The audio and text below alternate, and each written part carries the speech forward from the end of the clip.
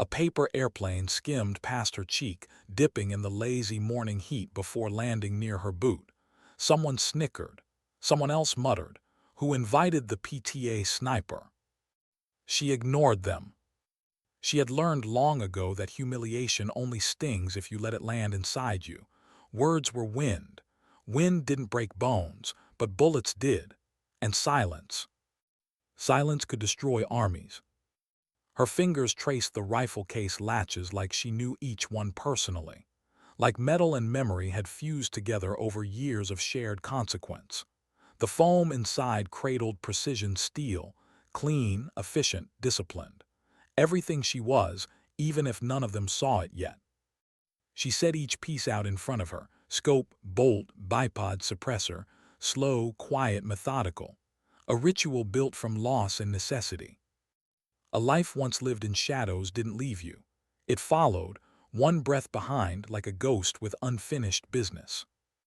They kept laughing. Staff Sergeant Raines slapped his thigh dramatically. "Get my phone. This is gonna be good." Barbie brought her daddy's hunting toy. Laughter erupted again, raw and sharp like broken glass. Wolves circling, teeth bared. Sometimes confidence looked like arrogance. Sometimes arrogance looked like fear wearing muscles. She didn't flinch, didn't blink, only tightened the last screw and whispered to herself, "Not today. Don't let them see it, don't break here." Why was breathing suddenly heavier? Why did her chest feel tight, like her ribs were made of wire trying to hold in everything she refused to say? Because she wasn't supposed to be here, not really.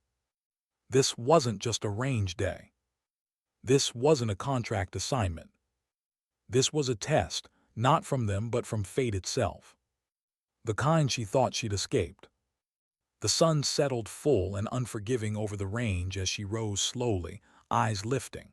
30 elite operators paused mid-laugh, not because she intimidated them, not yet, but because her stillness felt wrong, too controlled, too familiar to those who had ever seen someone flip from civilian skin into something else underneath. "Before we start," she said, voice smooth and steady, "how many of you have killed at 1,000 yards?" Silence snuffed laughter like a snare trap closing. Their faces hardened. Confidence cracked around the edges. A question like that wasn't innocent, not here. Not among men who had walked through fire and buried brothers. She had struck bone, not ego. She didn't smile, she didn't need to. They weren't laughing anymore. When she lifted the rifle, her movements became something else. Grace sharpened into something predatory. Like she had traded oxygen for instinct. Even the wind seemed to pause, curious. No one here knew her, but her muscles remembered. Her scars remembered.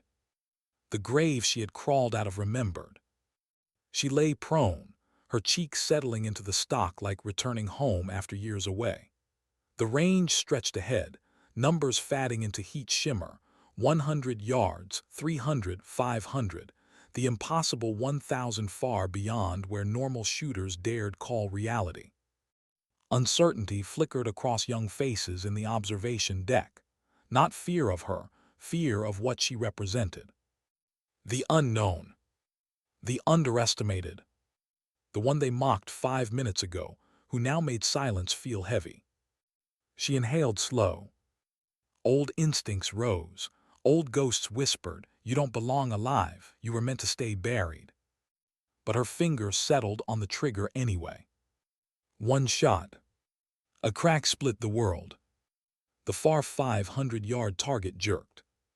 "Lucky shot," someone shouted. She fired again. And again. 5 shots, each timed like breath and heartbeat had conspired with gravity itself. When she rose, dust lifted around her like she'd woken something dormant in the earth. "Check it," she murmured. They did and froze. 1 hole. 5 rounds. A perfect ghost traced through steel where science, wind, and probability should have disagreed. No one spoke, because awe was louder than mockery.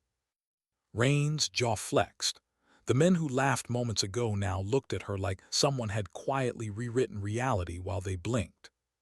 She could feel it, the energy shift. Respect born not from admiration but sudden fear of what they didn't understand. Fear always came first. Respect, if it came last. But she didn't bask in it. She didn't smirk or gloat. She just stood and breathed, quiet, measured, calm.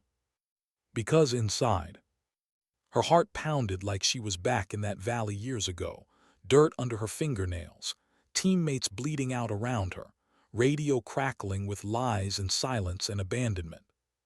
She swallowed hard. Not here. Not now. Don't shake, don't remember.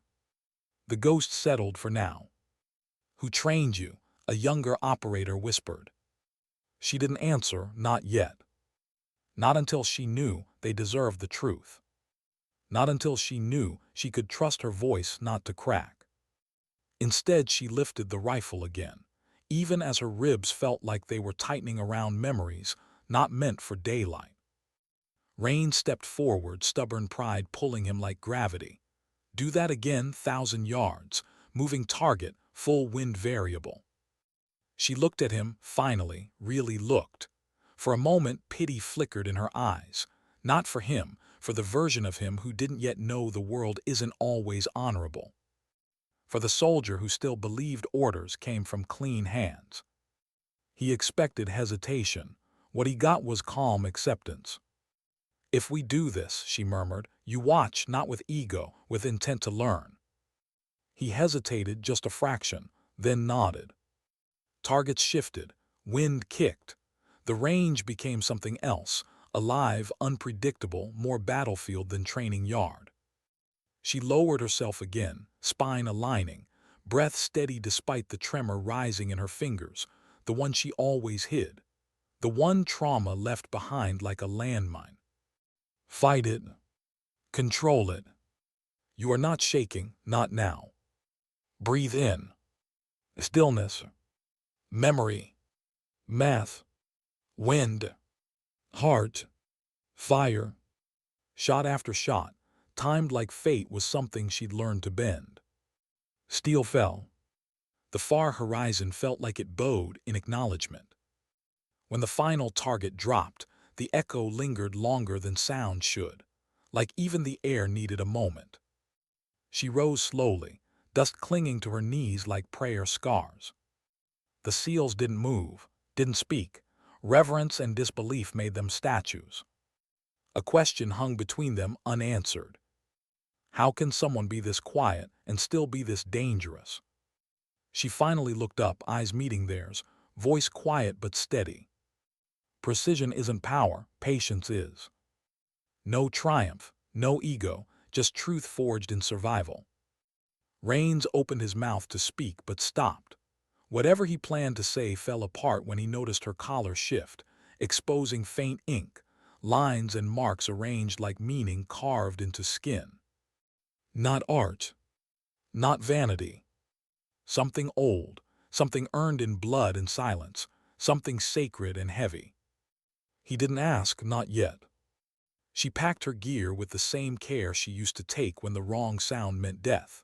One click at a time, one breath at a time, as if the range and sun and laughter she endured minutes ago were all miles behind her now. Then, quiet as always, she spoke, not to them but to herself, to memories no one here would ever fully understand. You don't survive by shouting. You survive by seeing what others don't. As she walked past them toward the shade, someone whispered, almost afraid to break the moment. Who are you? She didn't turn, didn't answer, just kept walking, shoulders straight despite the weight she carried invisible beneath fabric and skin and bones that had grown used to surviving for reasons she still didn't understand. But in her chest, beneath cotton and scars, the tattoo lines hummed like quiet ghosts waking. Not heroism, not legend, just a promise she once made, and could never escape. And deep inside, where no one heard it but her, a question rose. If they knew what she'd lost to earn that stillness, would they still want to learn from her? Or would they run? Why did every seasoned operator, suddenly looked like a rookie trying to make sense of the battlefield. They thought they understood. The air felt heavier now, not from heat but realization. Silence sat thick on the Coronado Range as she set her rifle down, with the kind of reverence soldiers reserved for fallen brothers. Even wind seemed careful not to whisper too loud near her. 30 elite SEALs, men who had stormed compounds and carried teammates soaked in blood, were frozen, not by fear, but by a truth they'd never been forced to swallow this brutally. Everything they thought they knew about mastery had just been redefined by a woman they mocked. Rain's hand flexed at his side. He didn't look angry anymore. He looked unsettled, like someone just reached into his chest and tilted his compass north 5 degrees without asking permission. He cleared his throat, tried to speak, failed. Beside him, Brooks, the smirker, the Texan with jokes loaded like bullets, swallowed hard as if pride had sharp edges and he wasn't used to chewing them. "Ma'am," he finally managed, voice too tight to be casual, "is that some kind of trick rifle?" It was a desperate question. A man scrambling for foothold after the ground beneath him dissolved. She didn't look at him, just cleaned the rifle again like she was washing grief from steel. "No trick," she murmured, "just years." Years. They felt the weight of that word, heavy as a rucksack filled with ghosts. Casey Walsh stepped forward first. Of course she did. Being one of 3 women in SEAL ranks meant she tasted ridicule sharper than any blade, and watching someone else carry that without flinching struck chords inside her she didn't know still vibrated. She moved closer, eyes cautious and soft at the same time. "Who trained you?" she asked quietly. A pause. The kind that holds histories inside it. "A long story," she answered, not looking up. "One you don't want to hear unless you've lived parts of it." Walsh nodded once, respect given without ceremony. The kind earned, not taught. Brooks scratched the back of his neck, his voice gentler now, humbled. "Ma'am, with all due respect, people don't shoot like that. I mean, hell, that level, that's..." "Impossible," Raines finished, barely above a whisper. The word hung like a final judgment, and yet their eyes told a different story. "Teach us how to be impossible, too." She didn't lift her head, but her voice carried steel-smooth patience. "Nothing impossible, just lonely." It hit them hard. Lonely. A word soldiers understood more than they'd ever admit. Raines blinked once, slow, like he was seeing her not as a challenge to his authority, but as someone carved from the same battlefield stone he was, just deeper, rougher, forged longer in heat he couldn't imagine. "You served?" he asked hesitantly, tone no longer demanding, but hopping. A hesitation. Then a soft truth. "I served." Silence more than flags. Confusion flickered. Questions rose like distant dust storms, constant, building, unspoken. She could feel them pressing in around her like hands wanting answers, but afraid they'd get burned touching them. A young SEAL near the back whispered, "She's a ghost." "Not metaphor. Recognition." Another soldier murmured, "I've only heard of shots like that from stories. Not range legends. Combat myths. Things whispered in briefing rooms when rookies weren't around." Raines' jaw clenched, now not in defiance, but in realization he'd made a mistake men like him rarely made, misjudging the battlefield before stepping onto it. He stepped forward, boots crunching gravel, slow, deliberate, exposed. "Ma'am." He swallowed hard. The words felt unfamiliar in his mouth. "I owe you an apology." Silence then. "I misread you, misread the situation. Misread the world," a quieter truth he didn't speak. She didn't turn to him, didn't need applause or apology. Her voice stayed steady, almost too calm. "People assume it's human." Then she finally looked at him. "And humans die in combat for assuming." That landed like a round to the soul. Rains nodded, not offended, enlightened. True. The men shifted uncomfortably, not from shame, but from the mirror she held without lifting a finger. They weren't looking at a civilian anymore. They weren't looking at a woman. They were looking at a standard they didn't know existed. And now they had to measure themselves against it. Brooks rubbed his face, exhaling hard. So what the hell do we call you? Her eyes softened. Just call me instructor, for today. For today. That implied tomorrow might be different. Or that she didn't expect tomorrow at all. Rains nodded slowly, something like respect, no, reverence, settling across his features. Then instruct us, please. Please. A word special operators rarely used. Not weakness, wisdom. She gave a single motion toward the firing line. Positions, bring your rifles. No theatrics. No ego. Just authority built from scars instead of stripes. They obeyed instantly. The click of magazines, the thud of boots taking prone positions, the sharp inhale of men ready to be remade. Casey ended up closest beside her, not by accident. Quiet solidarity, shared battles the others would never feel.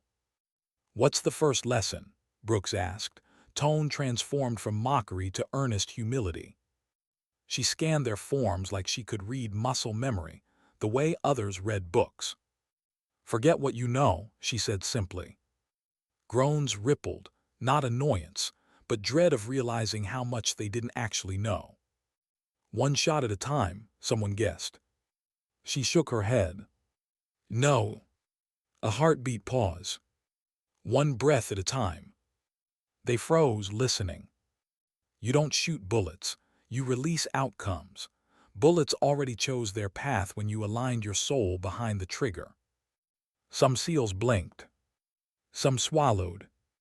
A few looked like they'd just heard gospel from a priest who had killed more evils than sins. Breath is control, she continued. Control is survival, survival is choice. Most shooters fight the shot, true shooters surrender to it. They stared. Rains whispered to Brooks, that's not shooting, that's philosophy. She heard him, didn't turn. It becomes philosophy when you bury enough people to know hesitation feels like forgiveness and regret feels like gravity. Raw. Unflinching. Terrifyingly gentle. Brooks' throat worked. Casey exhaled shakily. Every man there understood.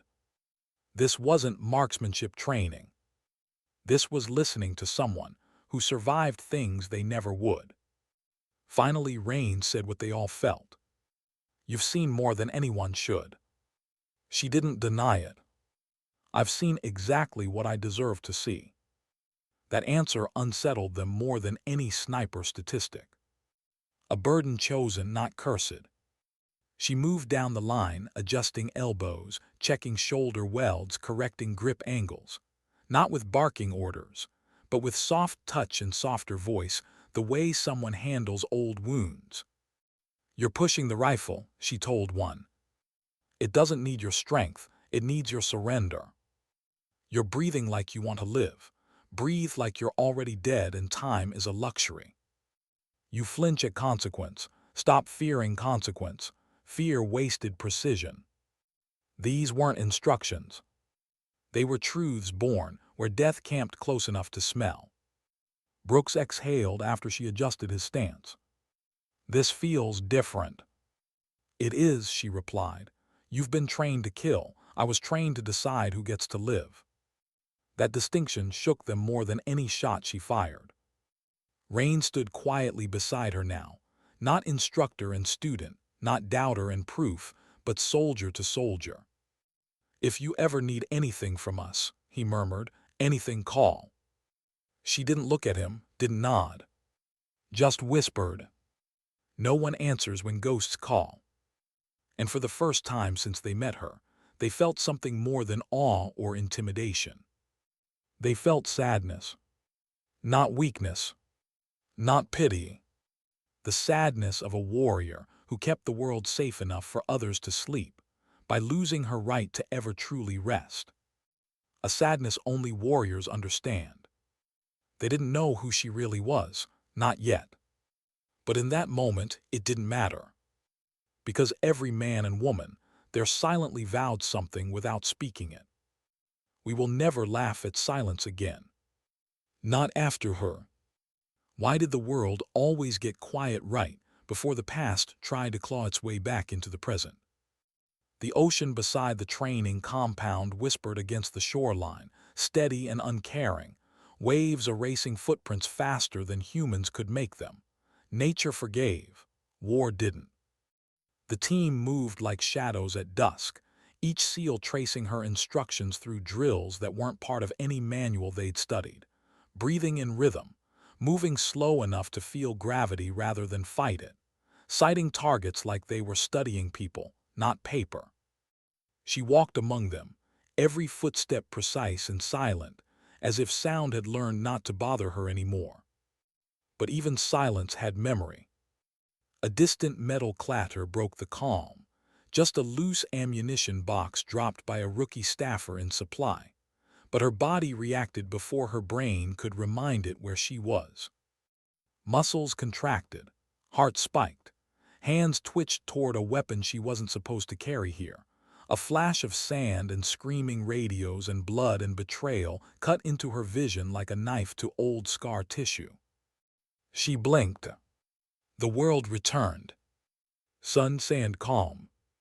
No bodies. No ambush. No orders gone wrong. Just 30 trainees staring at her like they felt a tremor they couldn't name. Casey stepped closer, soft eyes concerned. "You okay?" She nodded once, controlled, walls relocked around the instinct. Noise surprises the unprepared. Preparation starts here. She tapped her chest lightly. Not dramatic, just truth. Rains didn't miss the tremor that wasn't there moments ago. He had worn his own once, months after losing a teammate in Kandahar.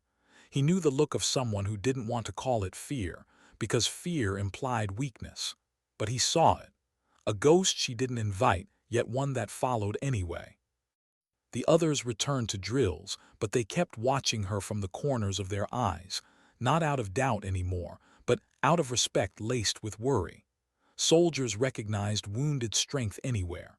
It was louder than gunfire if you knew how to listen. She resumed adjusting their forms, correcting posture, teaching patience like it was oxygen. "Don't force your stance," she murmured to Brooks. "When you force stability, you build failure. Build calm instead." He nodded quietly, absorbing every word like it mattered more than oxygen.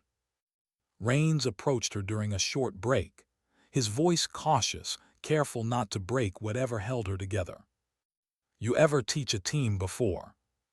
She didn't answer immediately. Instead, she stared at the horizon as if it had once held someone she knew, someone she wasn't ready to see again. Finally, softly, "Yes." Pause. "Too long. Too heavy. And they're not here anymore." Rain's breath caught, not pity, recognition. Loss isn't spoken loudly among warriors. Loud grieving was for civilians. Warriors mourned in silence, like prayer held hostage inside ribs. She didn't elaborate, didn't need to. The world was full of unmarked graves and unreported missions where names didn't make it home. Rain studied her profile, the stillness, the restraint, the ache hidden behind discipline. "Betrayal?" he asked quietly, voice barely above breath. Her jaw tightened. The faintest shift, pain, memory, fury, but caged, contained. The truth slipped out like it had waited too long to breathe. "Worse, obedience." He froze. "Obedience." The word twisted in the air, sharp and poisoned. "Orders. Command. Trust given to authority that never deserved it." She didn't need to describe it. He had seen careers built on loyalty to leaders who later slept peacefully in heated offices, while soldiers bled on dirt. "What happened?" he asked gently. She shook her head once. Not here. Not yet. Not safe. Not until she knew who listened, who judged, who betrayed. Rains didn't push, not because he lacked authority, but because he knew she only answered questions she gave permission to ask. Another voice interrupted, a younger operator named Hale, one of the new ones still balancing bravado with doubt. "Ma'am, can I ask something?" She turned, expression unreadable. "You may try." He swallowed. How long did it take to learn all this? She looked at him like she was seeing another life walking in his boots. "A lifetime," she murmured, "and another lifetime to forget it." "How do you forget?" he asked softly. Her eyes lowered just a fraction. "You don't. You only learn to function around the remembering." He nodded slowly, moved in a way he didn't expect to be. Warriors weren't scared of death. They feared living with memory. Before anyone could speak again, the range master walked up, awkward smile plastered like he wasn't quite sure what to do with the intensity hanging in the air. Ma'am, Colonel Madsen requested you at HQ." She stiffened. Rains noticed immediately. So did Casey. The kind of stiffness born not from rank anxiety, but from old wounds reopening under a uniformed name. Madsen. That name carried weight. Command weight. Government weight. The kind of weight that ruined lives quietly and filed paperwork afterward. She nodded once without emotion. "I'll go shortly." The staffer hesitated. He said immediately. Her eyes shifted, cool and controlled. "Tell him I heard you." The staffer swallowed hard and left without argument. Even he felt it. Authority meant nothing to someone who had once answered only to death itself. Rains approached her again, voice low. "You know him." She didn't look at him, but her voice was colder than any steel she carried. "I know what happens to good people under his decisions." That said enough. Maybe too much. Casey, always attuned, stepped closer. "You don't have to go if." But she cut her off gently. "Everyone goes. Choice just changes the cost." She brushed dust from her hands, but there was never dust, just ghosts pretending to be something tangible.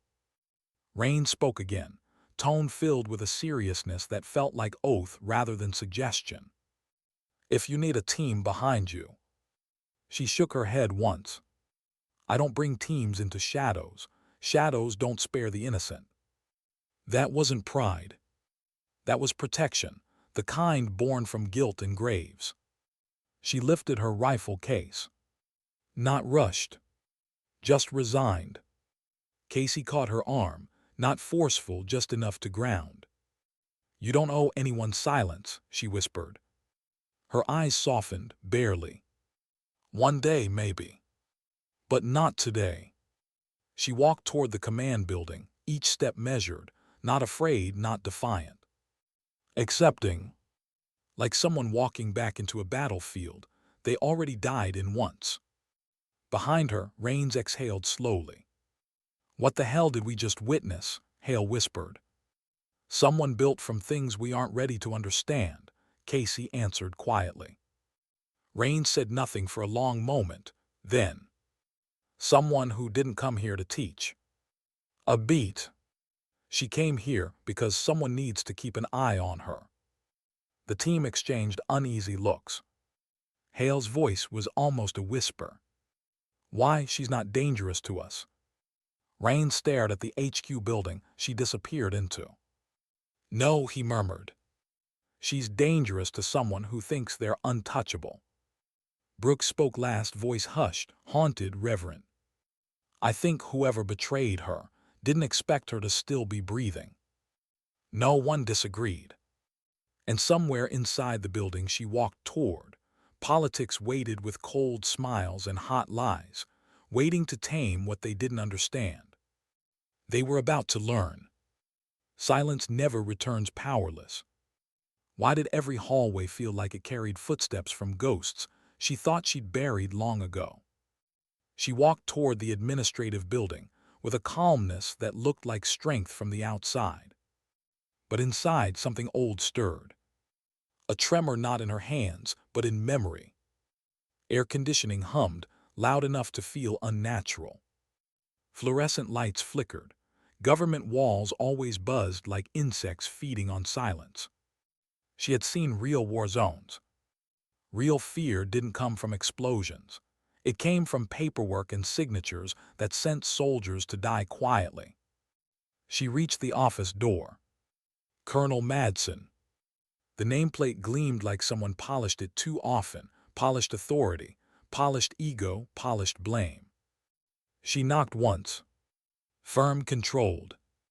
Like someone who wouldn't bow, but also wouldn't pretend to rebel. Enter. His voice carried that old familiar tone, command without compassion. Doors like this made decisions that never touched battlefield dust. She opened it. Madsen sat behind his desk, gray uniform crisp, ribbons lined like accusations, eyes sharp with practiced judgment. A man who had never once dragged a bleeding friend through sand, yet built a career ordering those who had. He didn't stand. Didn't offer a seat. Power play. She understood. So she didn't sit, didn't shift weight. She stayed upright, steady, spine straight like rifles on parade. Stillness had always unnerved men like him.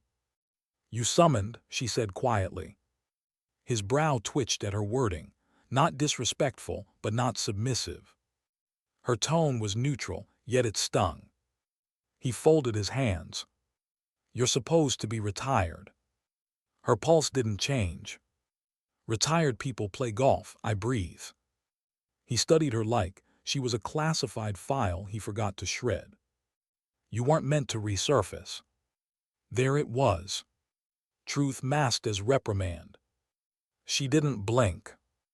Resurfacing implies drowning. I never drowned. A flicker of irritation passed behind his calm exterior. He leaned back, pretending ease. "You understand the sensitivity here. Navy SEALs training with a civilian." Civilian. He said it like an insult, not a classification. She let the word sit there, dead and cold. "I was invited." "By mistake," he snapped too quickly. Mistake. The same word they used on paperwork after missions went wrong. She lowered her gaze briefly, not in deference but in something more dangerous, remembering. He noticed, and he hated not knowing what she remembered. "I don't want complications," Madsen continued, "especially not your kind." Her kind. They always found polite ways to call her a ghost, an asset, a problem, a weapon they couldn't control. She kept her voice soft. Softness always unsettled authority more than shouting. "My kind kept your soldiers alive." "And cost us political peace," he shot back. Ah, there it was. Truth dripping like venom. "You erased files," she murmured. "Files don't kill people, decisions do." His jaw tightened. "You were supposed to disappear quietly." "I did," she answered. "Quiet doesn't mean gone."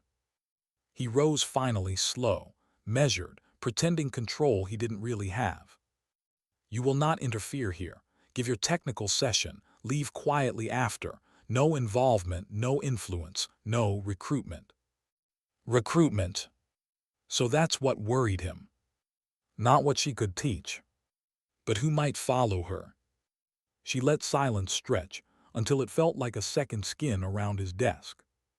Then, "Fear makes men say foolish things." He stiffened.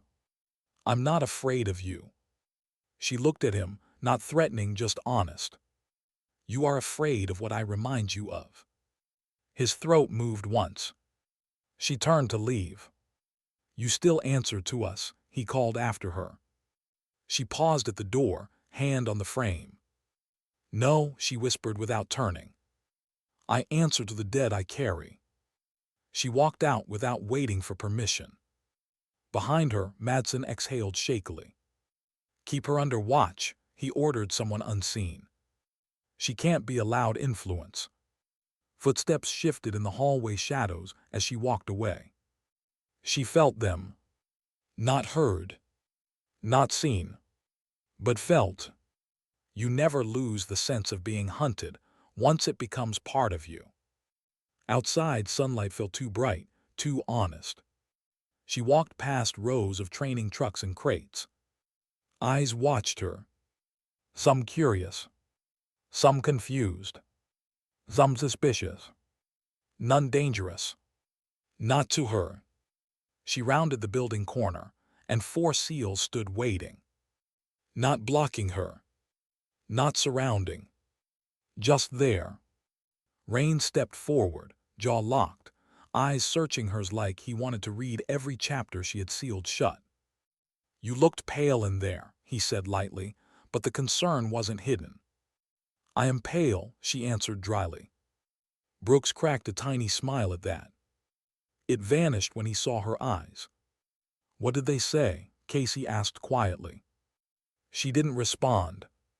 Silence can answer louder than words. Rains crossed his arms.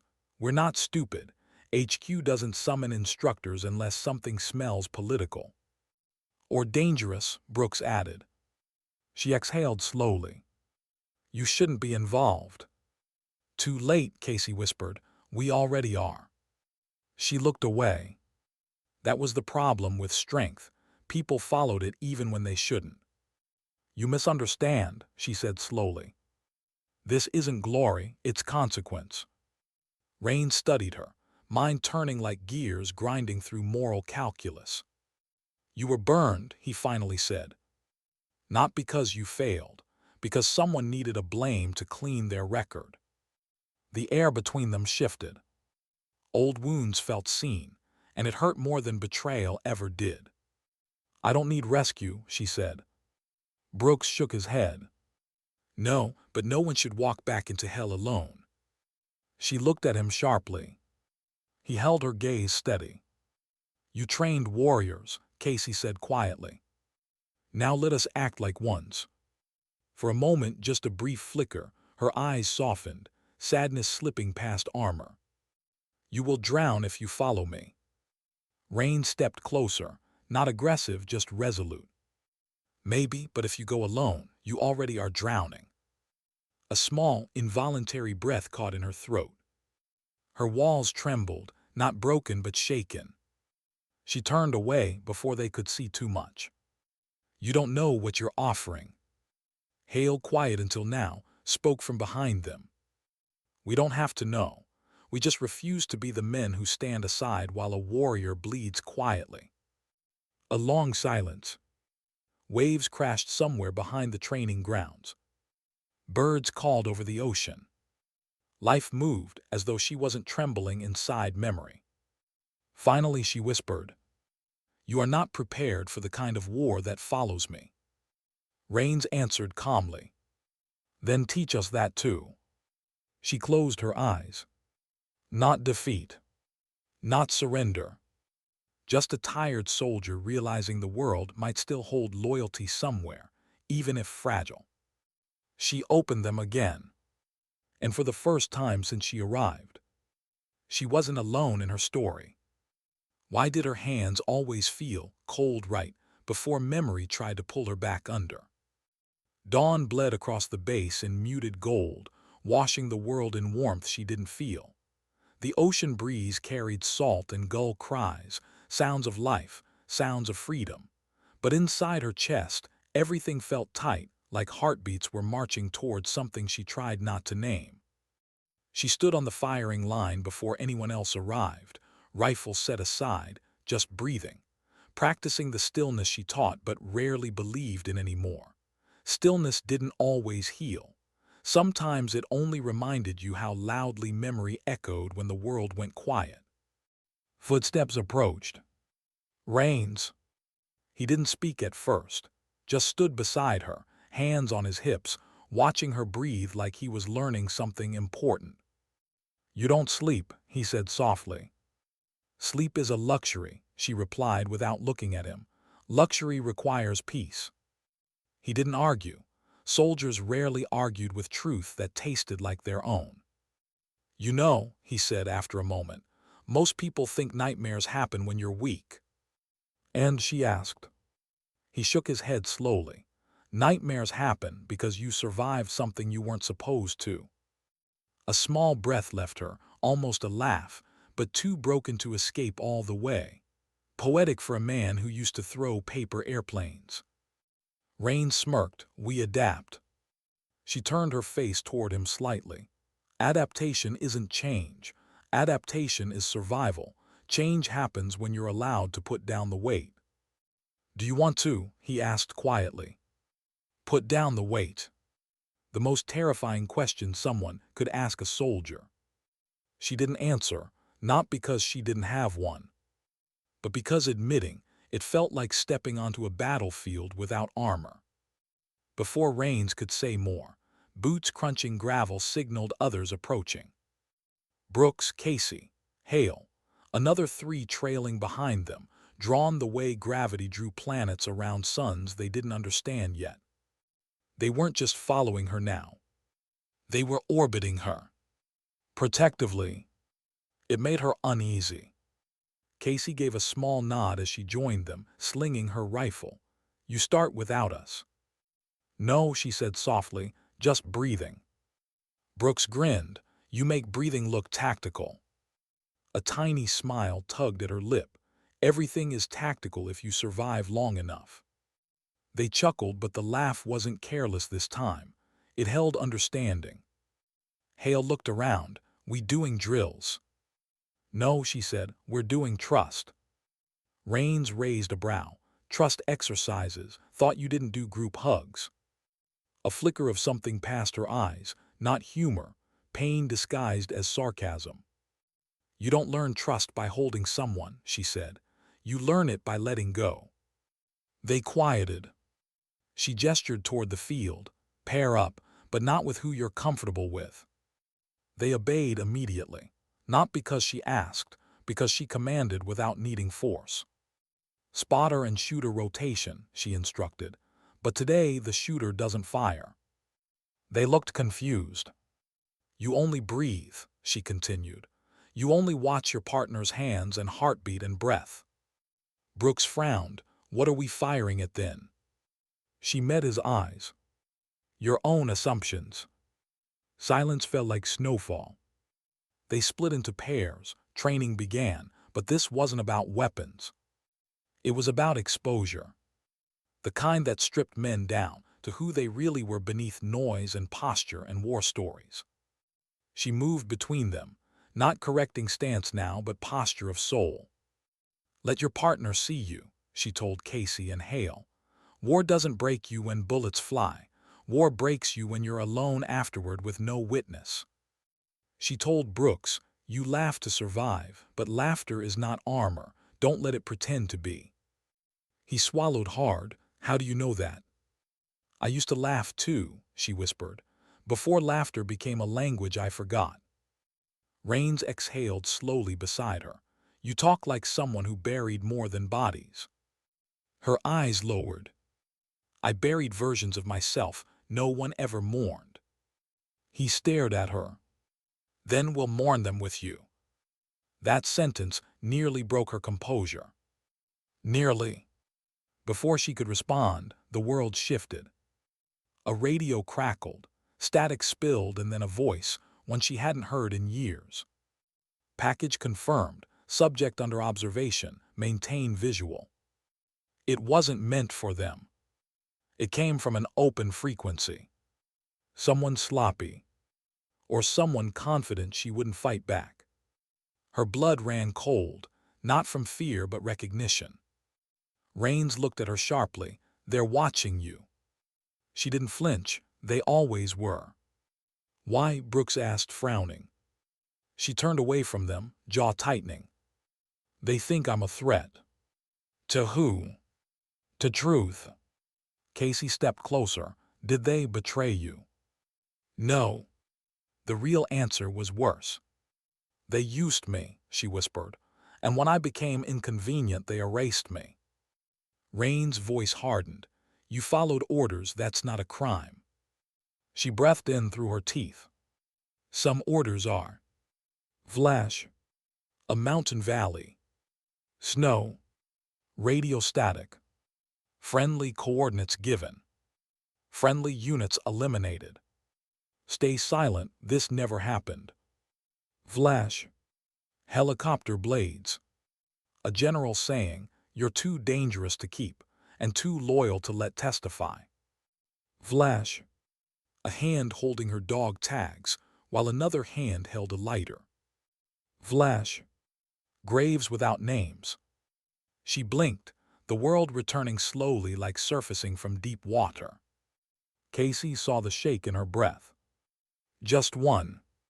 Barely visible. But enough. Hey, Casey whispered, you're here with us. She forced a nod. Don't, she said through breath that hurt to take, don't follow me down this.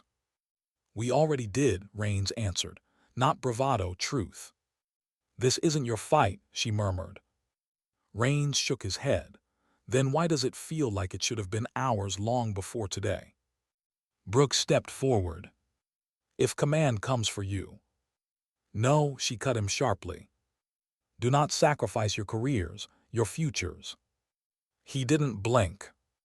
If we don't stand for something, then what are our futures worth? The air thickened. A storm didn't feel incoming. It felt already here. Then another voice came behind them, unexpected, quiet, trembling. It was the young trainee from earlier, Collins, barely 22, still too soft around the eyes to hide hope. I heard radio chatter last night, he whispered. Someone in Intel said your file is locked behind clearance levels that don't exist. Rains froze. Brooks cursed softly. Casey stiffened. She simply closed her eyes. Go back to training, Collins, she said softly. Forget what you heard. I can't, he whispered. I can't unhear a government fear someone who saved lives. She turned slowly, pain flickering like a candle refusing to die. Go, she repeated, voice iron wrapped in silk. He hesitated, then stepped back, respect burning in his eyes.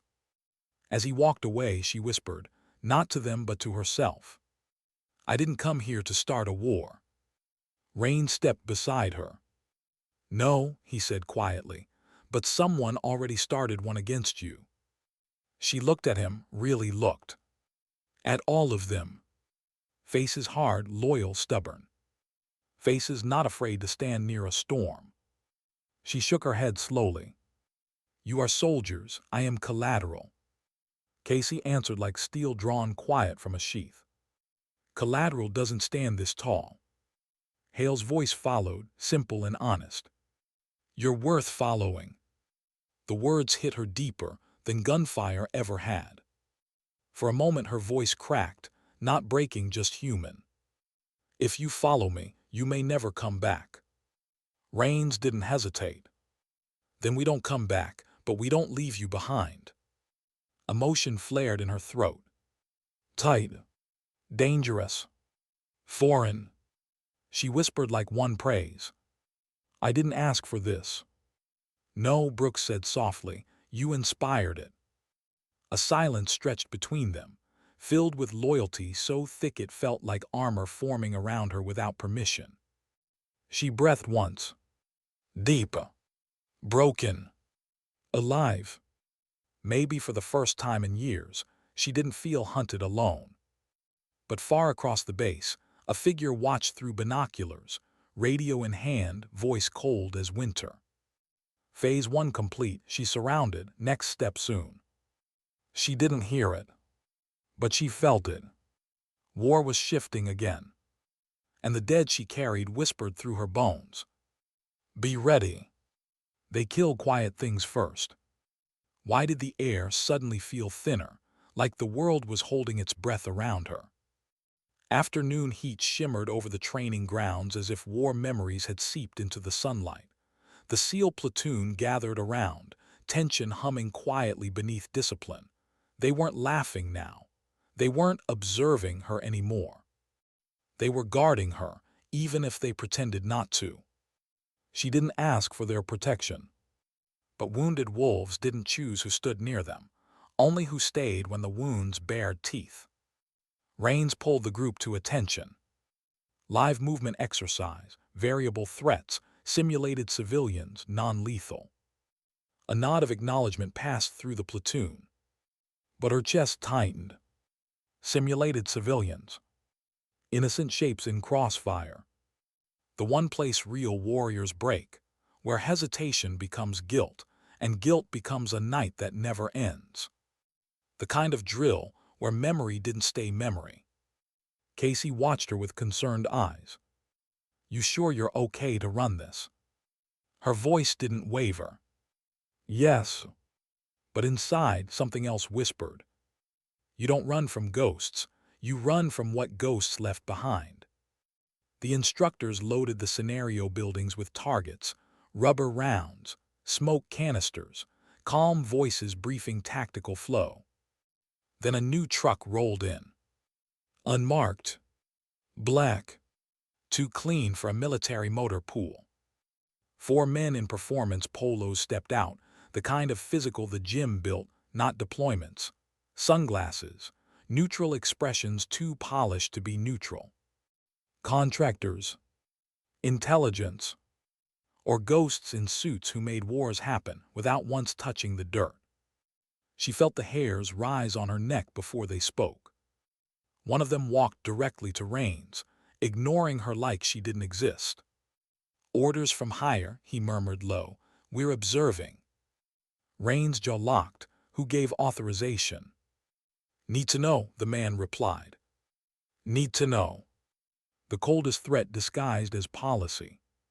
The man's eyes flicked toward her, not curiosity. Assessment. Predation in stillness. She didn't blink. Predators didn't scare her. But familiarity did. Not faces. Tactics. Presence. The quiet that came before betrayal. Brooks leaned slightly toward her and whispered, "Tell me these idiots don't think they can push you around." Her reply was flat, emotionless. "They don't push, they erase." His jaw clenched. "Not today. Not with her here. Not with them around her now." Rains returned, tone neutral but eyes burning. "All right, scenario starts in 60 seconds, teams of 4. She moved toward the stack instinctively, muscle memory. But Rains placed a hand lightly on her arm. "Run Overwatch." A request disguised as instruction, not to sideline her, but to keep her above danger. She nodded once. She would play their game for now. She climbed the scaffolding overlooking the course. Wind brushed her hair. Breath steady. Sightline perfect. Then she saw them. The 4 observers dispersed, pretending to watch. One positioned himself near the left alley cutout, exactly where a target would emerge. Another near the mock civilian zone. One by the extraction path. One closest to her tower, pretending to scan but hands too ready, eyes too trained. They weren't observers. They were hunters waiting for her reaction. To provoke. To justify action. To say she was unstable. To bring her down. Her pulse didn't race. It hardened. Quiet. Cold. Purposeful. Games again. She thought she left these shadows behind. The buzzer sounded. Smoke burst. Teams moved. Precision. Breath. Calm. But her eyes didn't track cardboard threats, only real ones. Below, Brooks moved through the first breach. Casey at his 6. Rains flanking. Hale covering rear. She whispered instructions through headset, voice level. Left window, 2 silhouettes, second target behind non-combatant cutout. They fired rubber rounds. Hits perfect. Clean. Clear. Smoke thickened. Shouts echoed. Boots pounded. Then a flash. Not real. Memory. Sand. Panic. Radio screaming. Civilian in the open, wait. Gunfire drowned humanity. And her own voice begging command, they didn't listen. Reality snapped back. Her breath caught. Just a tremor.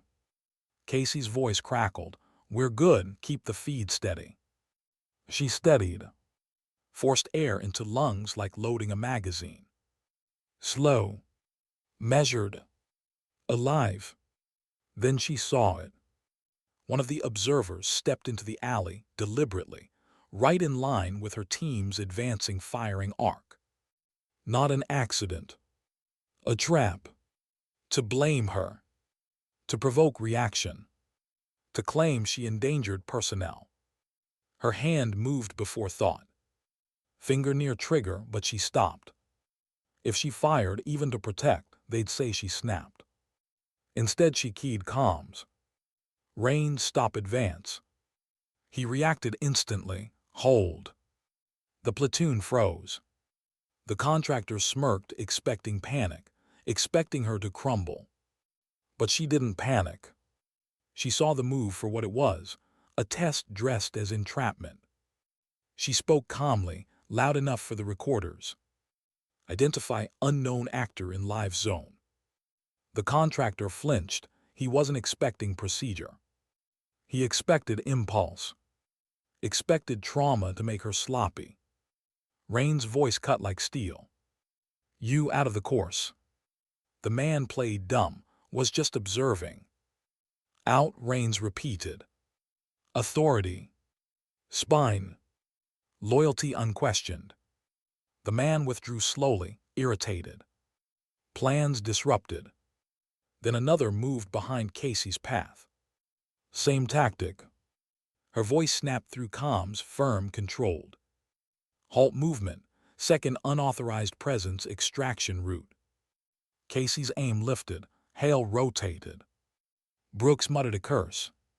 Rains glared at the watchers. This ends now.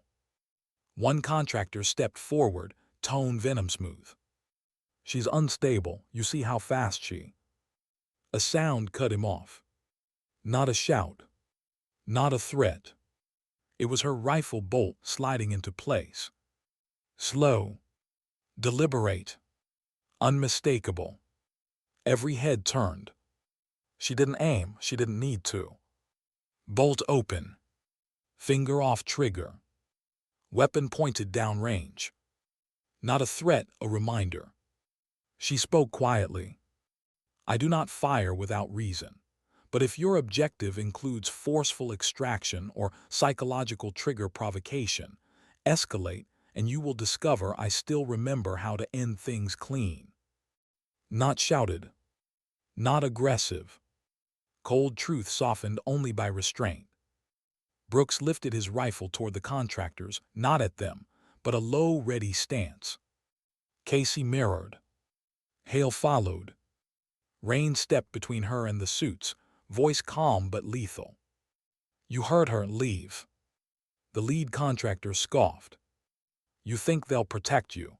You think anyone wins if you push this. She looked directly at him, and for the first time anger cracked the surface, quiet, terrifying, ancient. No one wins when ghosts start speaking. The contractor froze because for a moment he saw it. Not myth. Not rumor. A survivor who wasn't meant to survive. They backed off. Not because they chose to. Because they understood they had mismeasured the battlefield. When they left, the tension slowly dissolved into air that tasted like salt and adrenaline. Rains exhaled. You good? No, she said honestly. But I'm functioning. Brooks let out a shaky laugh. Functioning looks like God mode for the rest of us. She didn't smile. Her hands trembled once, barely visible. She pressed them against the railing, grounding herself. Casey approached quietly. You didn't shoot, you controlled it. Her voice almost broke. I didn't stop because I'm healed. I stopped because you were here. Casey swallowed. That's what teammates do. Her breath hitched. I don't get to have teammates. Rains shook his head. Tough, you have them anyway. She looked at him, at all of them, and something inside her cracked open, raw and painful. I can't lose people again. Rains answered without hesitation. Then don't lose us, we're not going anywhere. Her eyes burned, not weak, but overwhelmed by the weight of loyalty she didn't ask for, didn't feel worthy of, didn't trust, but needed in a way that terrified her. For the first time, her voice trembled enough to betray the wound beneath everything. I don't know how to come back. I don't know if there's anything left to come back to.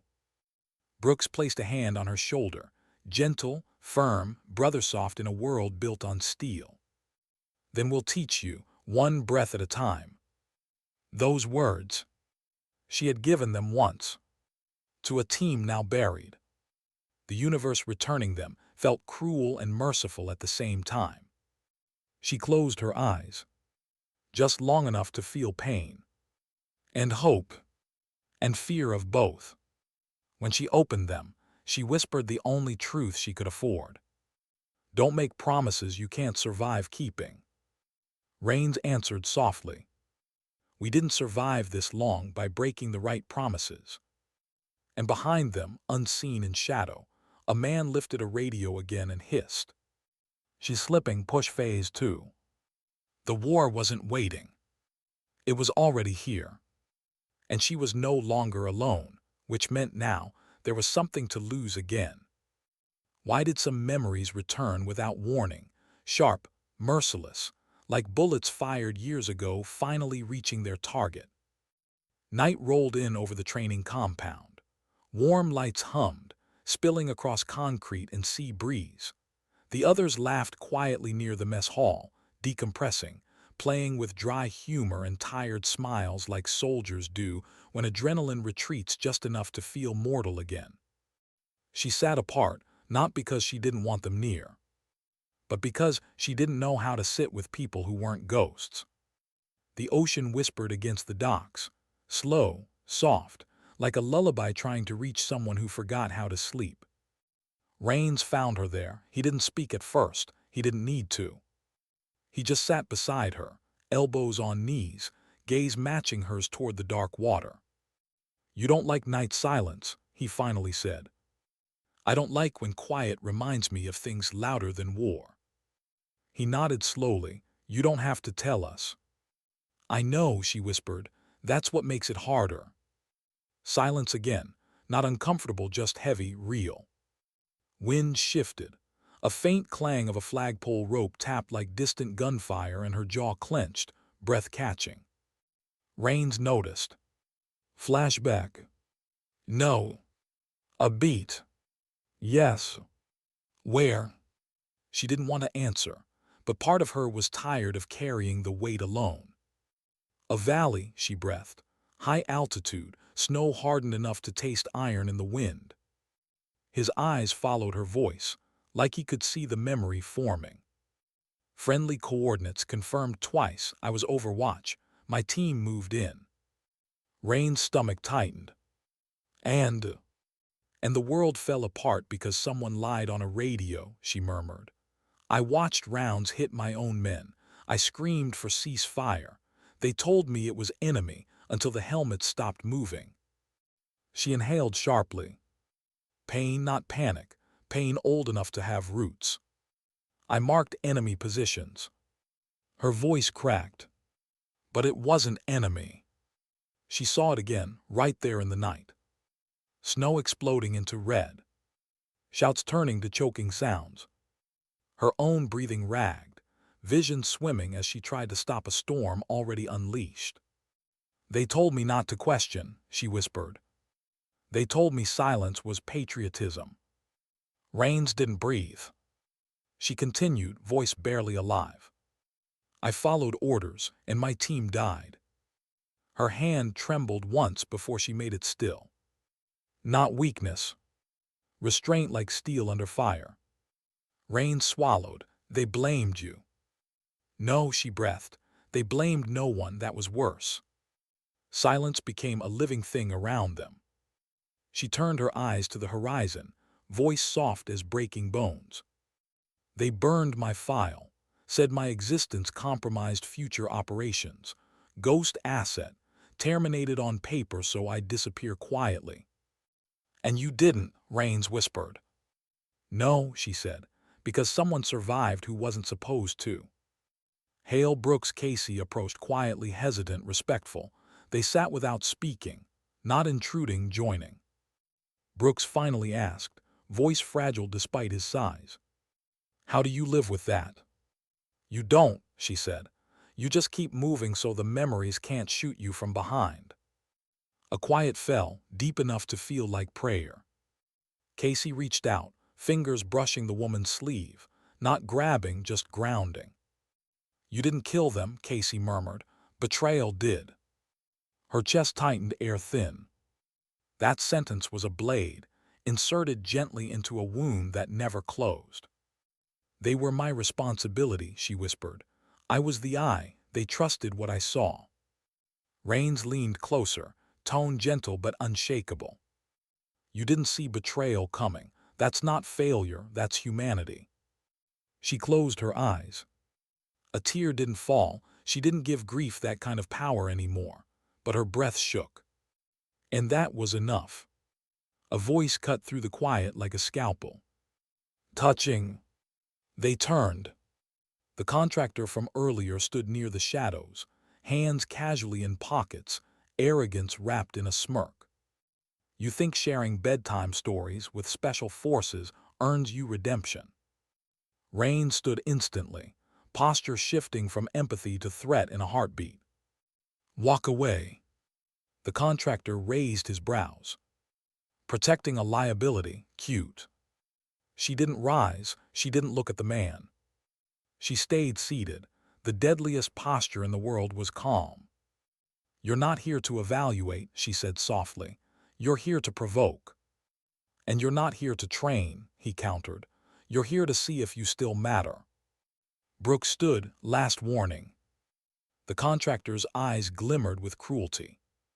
She killed her own team. That sentence wasn't accusation. It was a trigger pulled deliberately. Her breath left her body like something had torn through her ribs. But she didn't break outwardly, she froze. An even more dangerous response. Casey stepped in front of her instinctively. Hurt her again, and I'll forget this is a friendly base. The contractor smirked. Careful, she ruins everyone who gets close to her. Her voice was quiet, paper thin, but sharp enough to cut through bone. No, I bury them because your world makes them collateral. For the first time, something like fear flickered in the contractor's eyes, not because of threat, but because truth spoken softly is the most lethal kind. He masked it quickly, stepping closer. You're unstable, he said, and unstable assets get retired permanently. Rains moved. Vast. Silent. A hand gripping the man's shirt, dragging him close enough to taste danger. You don't speak to her again. The contractor laughed under strain. You're willing to throw careers away for a ghost. Rain's grip tightened. No, I'm willing to stand between corruption and someone who earned peace and was denied it. Brooks added, try touching her and I'll break your teeth one at a time. Casey's voice was the coldest. Say her name wrong and you disappear. The contractor faltered. Not because of threats, but because loyalty was the one battlefield he couldn't fight on. He hissed once more. You can protect her today, but not from the next order. She finally looked up then, eyes full of something ancient and tired and terrifying. She whispered, I don't fear orders, I fear surviving them. The contractor paused, really paused, then turned and walked away. Not victory, not retreat. Reset. Threat delayed. The moment he disappeared, her composure collapsed inside like a controlled detonation. She didn't sob, she didn't panic. She just folded forward slightly, fingers gripping the edge of the bench, knuckles white. "I can't do this again," she breathed, barely audible. "I can't lose another team. I can't bury more." Rains knelt beside her, voice steady enough to anchor storms. "You won't bury us." "You don't understand," she whispered, shaking now despite herself. "They don't let loose ends live." Casey crouched too, voice gentle but fierce. "Then you don't fight alone." Brooks dropped beside them, forehead touching his fists like a silent vow. "We choose you, not orders." Hale sat too, voice low. "If command wants war, they'll learn what loyalty looks like." She shook her head, breaking open in the quiet way only warriors do. "I'm afraid," she admitted finally painfully. "Not confession. Surrender to truth she could no longer outrun." Rains answered softly. "Good courage isn't not fearing. Courage is fearing and staying." She stared at them, not trusting yet, but unable to deny the warmth building where cold lived too long. "Why?" she whispered. "Why would you stand for someone already lost?" Casey answered, hand hovering over hers, offering touch only if allowed. "You aren't lost, you're wounded. There's a difference." Brooks added, voice thick. "Wounded wolves still lead packs." She inhaled, shaky, stubborn, alive. Something inside her shifted. Not healed, but waking. And then, footsteps again behind them. A new voice, cold, controlled, deadly familiar. Enough bonding time. They turned. A military police captain, orders in hand. Authority. Finality. The smell of chains disguised as protocol. He read aloud. "Effective immediately. Operative designation Echo 35 will be remanded for psychological evaluation and containment pending review." Containment. Not evaluation. Not safety. Silencing. She exhaled slowly, almost peaceful. "Told you," she murmured, "they don't leave loose ends." Rain stepped in front of her. "No." Casey stepped beside him. Brooks cracked his neck. Hale raised his chin toward the MP. "You'll have to go through all of us." A battlefield line drawn without weapons. Her throat tightened. She had never feared enemies. She feared hope. And hope was standing around her now like armor she didn't earn. Slowly she stood. Hands light, empty, open. "Stand down," she whispered. They didn't move. "Please," she added, voice fragile with history. "I won't survive watching you choose me." Rains answered softly. "We already did." She closed her eyes. This wasn't war. This was resurrection. And it hurt.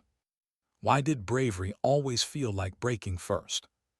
The MP captain stood firm, clipboard in hand, execution disguised as administrative routine.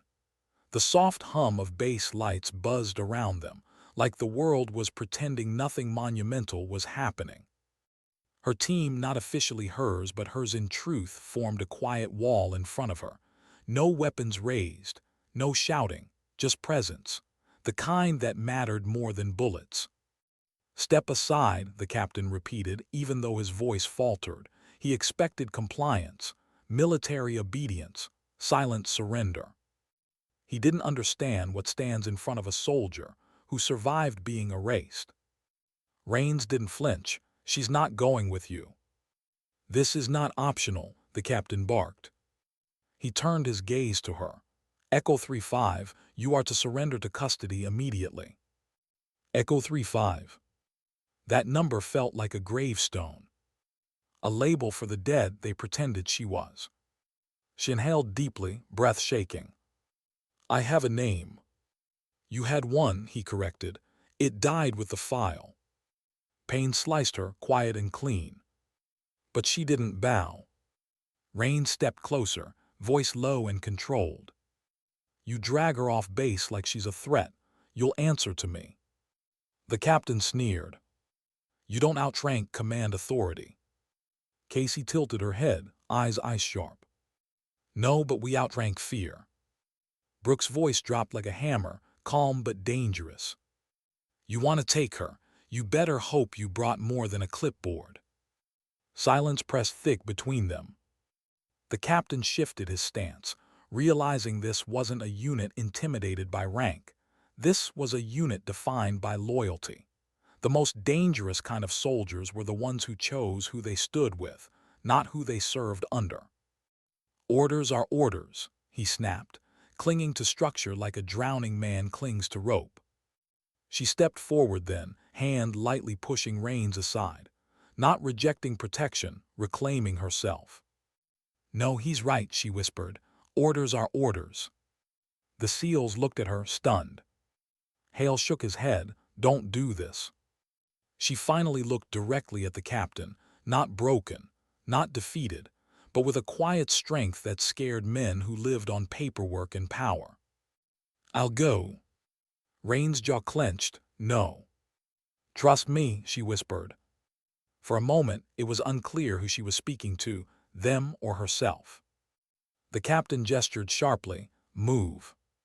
She started toward him. Slow steps. Measured. Her heart pounding like distant artillery, she pretended not to hear. With each step, memories clawed. Snow. Radio lies. Screams swallowed by wind. Her own voice begging command, punished for caring too much. She felt herself slipping, that hollow place returning where they'd once stripped her identity clean. But then, footsteps behind her. Firm. United. Rains, Casey, Brooks, Hale. Walking with her. No words exchanged. No orders needed. Just loyalty louder than fear. The captain paled. Stand down. No one stopped. She whispered without turning, voice breaking like gentle ice. You'll burn with me if you follow. Casey answered softly, without hesitation. Then we burn warm. Her throat tightened. Hope hurt more than betrayal. They reached the admin building entrance. The captain opened the door, motioned inside. Isolation room, he muttered. She stared into the dim corridor. No windows, no warmth, only fluorescent lights that buzzed like cheap verdicts. She took one step in. Stop. A voice thundered across concrete. Everyone turned. An older officer strode toward them, silver insignia, tired eyes, a limp earned from real battle, not bureaucratic backrooms. Admiral Larson. The kind of leader whose medals came from sacrifice, not ceremony. He looked furious, but not at her. Who authorized this? He barked at the MP. Colonel Madsen, sir. Larson's eyes hardened. Colonel Madsen forgot that I sign removals on this base, not his ambition. But, sir. Silence. Authority commanded the air. Even ghosts listened. Larson turned to her, not pity, not suspicion, understanding. I read your file, he murmured, the real one. Her breath caught. Your team died heroes. You tried to stop a friendly fire betrayal ordered from above. You held them as they bled. You weren't erased for failure, you were erased because you knew the truth. She felt her knees weaken, the kind of weakness that comes when weight finally shifts. Larson faced the SEALs. Stand with her if you choose. That choice is honor, not insubordination. Casey exhaled shakily. Brooks, shoulders dropped like tension released. Hale blinked back emotion he hadn't expected to feel. Rain stepped closer to her, voice rough. You're not alone anymore. Larson pointed at the MP. You take one more step toward her, and you answer to me, Congress, and God in that order. The captain's courage evaporated. Larson then looked at her again, quiet and steady. You survived what few could, not because you were meant to, but because they underestimated what dignity does when cornered. Her lips trembled. I didn't want this fight. Larson nodded. The best warriors never do. Silence settled heavy, sacred, earned. The moon hung above them like witness and judge. She inhaled. For the first time in years, her lungs filled fully. Larson stepped closer, voice low. You are reinstated under protective review, not surveillance, sanctuary. She blinked, half in disbelief. Why help me? Larson's eyes softened with sorrow. Because I lost soldiers once to politics, I won't watch it happen again. Her chest shook.